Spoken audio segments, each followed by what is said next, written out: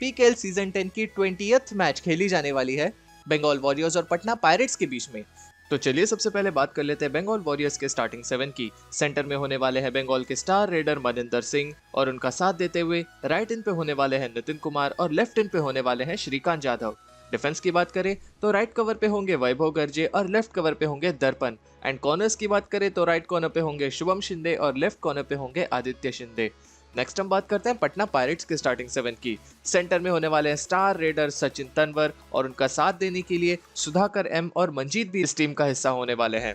Defence की बात करें तो राइट कवर पे होंगे नीरज कुमार और लेफ्ट कवर पे होंगे साजिन चंद्रशेखर। एंड फाइनली दो कॉर्नर्स की बात करें तो राइट कॉर्नर पे होंगे कृष्ण दुल और लेफ्ट कॉर्नर पे होंगे अंकित। प्रो कबड्डी में आज तक जितने भी मैचेस हुए हैं उसमें बंगाल वॉरियर्स और पटना पायरेट्स अब तक 21 बार भिड़ चुके हैं, जिसमें बंगाल वॉरियर्स 5 बार और पटना पायरेट्स 13 बार जीते हैं और 3 मुकाबले टाई पे खत्म हुए थे। सबसे पहले तो आई एम सो सॉरी कि बंगाल वॉरियर्स की पिछली मैच को मैं कवर नहीं कर पाया था, बट कोई बात नहीं, हियर वी आर।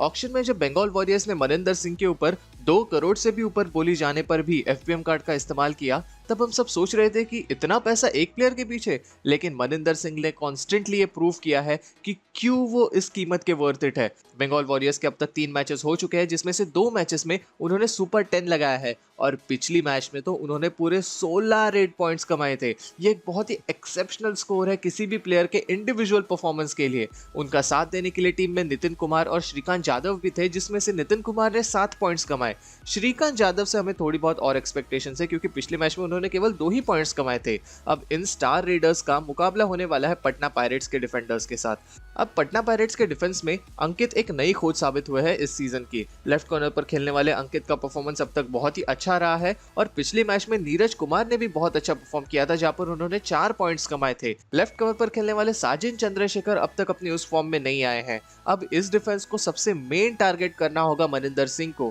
क्योंकि मनिंदर सिंह को अगर किसी तरह इन्होंने पकड़ लिया तो फिर बंगाल वॉरियर्स को रोकने का आधे से ज्यादा टेंशन उनका खत्म हो जाएगा। मनिंदर सिंह एक की प्लेयर है बंगाल वॉरियर्स के लिए और इन्हें रोकने के लिए इस वक्त पटना पायरेट्स को एक तगड़ी स्ट्रेटेजी की जरूरत पड़ने ही वाली है। अब मनिंदर सिंह एक लंबे कद के रेडर है। बेशक वो राइट साइड से रेड करते हैं, लेकिन उनकी खासियत है कि वो रनिंग हैंड टच काफी बढ़िया करते हैं और ज्यादातर उनके रनिंग हैंड टच कहाँ होते हैं? राइट कॉर्नर पे। पटना पायरेट्स के राइट कॉर्नर पे कृष्ण धुल है। पिछले मैच में उन्होंने 2 ही पॉइंट्स कमाए थे, लेकिन उससे भी बुरी बात कि उन्होंने 5 अनसक्सेसफुल टैकल्स किए थे। हमने इजीली उन्हें टेम्प्ट होते हुए देखा था पिछले मैच में, और इस बात का बहुत ही बड़ा फायदा उठा सकते हैं मनिंदर सिंह। पटना पायरेट्स के रेडिंग डिपार्टमेंट की बात करें तो वो भी पिछले मैच में हमें उतना इंप्रेस नहीं कर पाया था। सचिन तंवर और मंजीत एक बहुत ही अव्वल दर्जे के रेडर है। उन्होंने 4 और 2 पॉइंट्स रिस्पेक्टिवली कमाए थे, लेकिन उनसे और भी ज्यादा पॉइंट्स की आशाएं हैं। एटलीस्ट एक सुपर 10 दोनों में से किसी एक से तो एक्सपेक्टेड था, लेकिन जब वो नहीं चल रहे थे तो पिछली मैच में सुधाकर एम पूरी कोशिश कर रहे थे कि वो रेडिंग डिपार्टमेंट को संभाले, जहां पर उन्होंने 6 पॉइंट्स कमाए।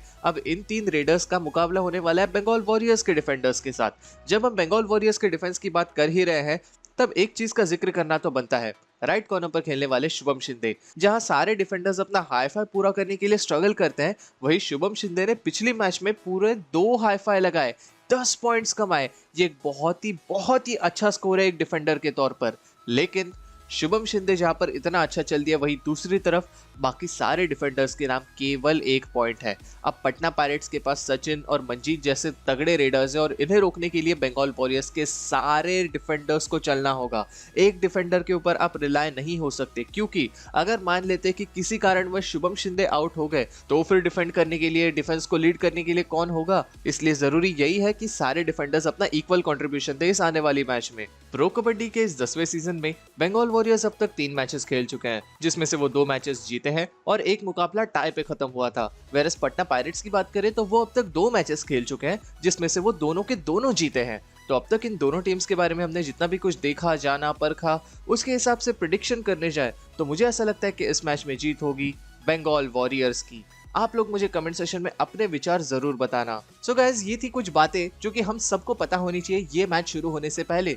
आपके पास भी अगर कुछ ऐसे थॉट्स होंगे, कुछ ऐसे लॉजिकल रीजंस होंगे, तो प्लीज मुझे कमेंट सेक्शन में जरूर बताना। आपके विचार जानने में मुझे बहुत अच्छा लगता है, आपके कमेंट्स पढ़ के मुझे बहुत अच्छा लगता है। सो प्लीज आप अपने थॉट्स मुझे कमेंट सेक्शन में जरूर बताइएगा। साथ ही में अगर आपको मेरा काम पसंद आ रहा है कबड्डी के प्रति, तो प्लीज आप मुझे सपोर्ट करते रहिए, इस वीडियो को लाइक करके, शेयर करके अपने फ्रेंड्स के साथ, और इस चैनल को सब्सक्राइब करके। प्रो कबड्डी सीजन चैंपियंस की सीरीज देखने के लिए यहाँ पर क्लिक कीजिए और प्रो कबड्डी सीजन 10 के सभी टीम्स का एनालिसिस देखने के लिए यहाँ पर क्लिक कीजिए। मैं वेदांत विद्या बहुत ही जल्दी मिलता हूँ आपसे नेक्स्ट वीडियो में, तब तक के लिए बाय बाय।